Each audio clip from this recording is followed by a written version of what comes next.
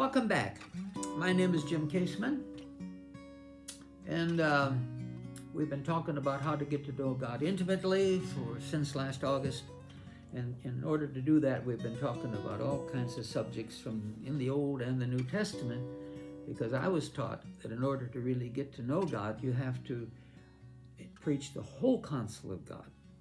And so that's what we've endeavored to do. In order to get to know God intimately, we have to know how he thinks and why he does what he does. And so we've talked about quite a few subjects, and we just concluded talking about to drink or not to drink. Alcohol, drugs, and all that sort of stuff individually, in the church, leadership in the church, running rampant. So I spent quite a bit of time on that because I wanted to share just what the Bible had to say about it. And that was quite a bit on the subject of alcohol, and answer all of the objections that I've heard throughout the years. So, I did not interject my own opinion or whatever I believe. I just shared what God had to say about it. So that's done.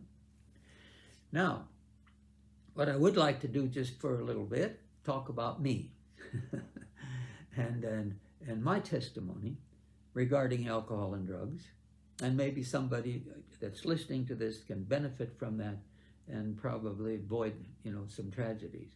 While you say you look at Jim Caseman, well, he's in the ministry, and we're overseeing, churches all over the world and Bible schools and things like that.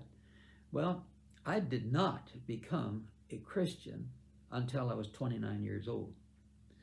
So my life before that was nothing to brag about, that's for sure. I was raised, of course, there were 5 of us siblings with me, 5 children. We were raised on a farm in North Dakota. So a lot of things were going on in the world that had not yet gotten to North Dakota, I suppose. I don't know. We were pretty sheltered in some ways, and because there's hardly any people in that state compared to other states, and a lot of distance between little towns. And but anyway, we're on the farm, and so I can remember as a child, of course, I would have to say my father was not an alcoholic, and neither was my grandfather, but I know that Dad they drank beer. That was the big thing back there. Now we're talking about back in the in the 50s. That's a long time ago. And Dad would even make, beer at home, brew their own beer, and then we as kids would kind of get down there in the cellar and snitch some of it. Dad, of course, did smoke cigars, pipes, so I guess I was exposed. I guess that must be okay. My parents are doing it. Dad's drinking wine, and he liked I don't know what it was. It was whiskey. But then I think he mixed brown sugar with it or something. I don't know, but he was really proud of that. I remember that as a child. So then I end up, then finally in a country school, of course. Grades 3 through 8 was in a one-room country school, and where the teacher had to deal with all 8 grades, one teacher, all in one room. And so she would teach, with this particular, grade 6, and then she'd pick, and then go shift over to grade 7, and then come grade 8, whatever. And of course, I was grade 3, and she'd spend a little time with each one, whatever grades they were in. That was really quite a challenge, I would think, for the teachers in those years. So I had the same teacher in grade school from grades 3 through grades 8. She happened to be a pastor of an evangelical free pastor. And so we did begin each day with the Lord's Prayer. Believe it or not, nowadays they won't let you do that, but the teacher did that. And so that was that. So then when I got to high school, this was a real cultural shock, because now I'm in town. Of course, our farm was 8 miles south of town. And of course, we had to drive every day into Wishick. And so everything's okay, probably first year or two. But then I began to be exposed to other young people in my junior year of high school. I got introduced to drinking, got into drinking, and in those years, it was instead of a big marijuana party or heroin and all that sort of stuff. Not didn't hear anything, didn't know anything about that. But we would have what's called keg parties on weekends. We'd find a place out in the country somewhere where, of course, we're all underage. We're not supposed to have alcohol. We're not old enough to buy it, so we usually have an adult buy it for us, or some bartender that would do it, kind of in the back room, sell us alcohol even though he shouldn't. So we'd have a whole keg of beer. And man, we would just get drunk as a skunk. We would save on it. Didn't think anything of it. I mean, all the other kids are doing it. Must be okay, going with the majority, and so that's how that happened. And so there'd be a lot of us get together for these parties and getting drunk. And then, of course, next thing you know, there's some whiskey mixed in with all of this, so we're getting some stronger drinks. And then I had a friend of mine who quit high school in the junior year, and he ends up in the military, and then he ends up being stationed, I don't know, it'd be about a 2 hours drive from my hometown. And so it ended up that in the military, he was also worked in pharmacy. So he'd come home on weekends, and now in addition to the beer and the alcohol, and I don't even know what these things were. There were pills, all kinds of pills.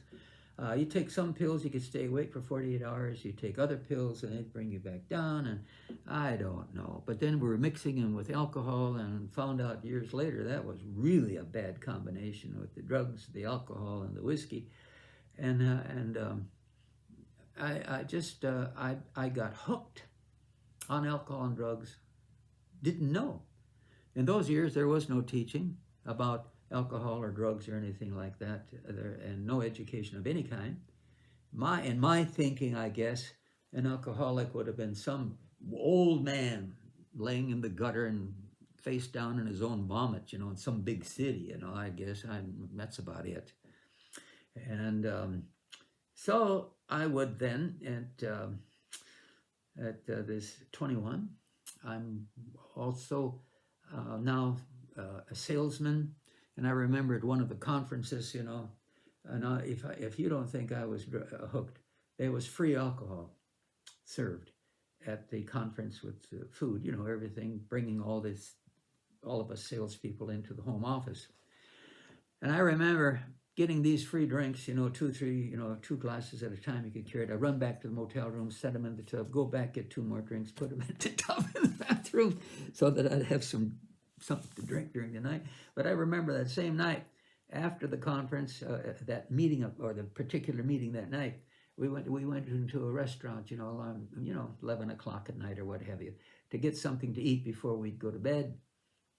And I remember sitting there at the counter with other people, and all of a sudden I threw up in the restroom, in the cafe, all over the counter. Now, I'm still in my very early 20s. Well, no, I'm 20, somewhere around 20 years old.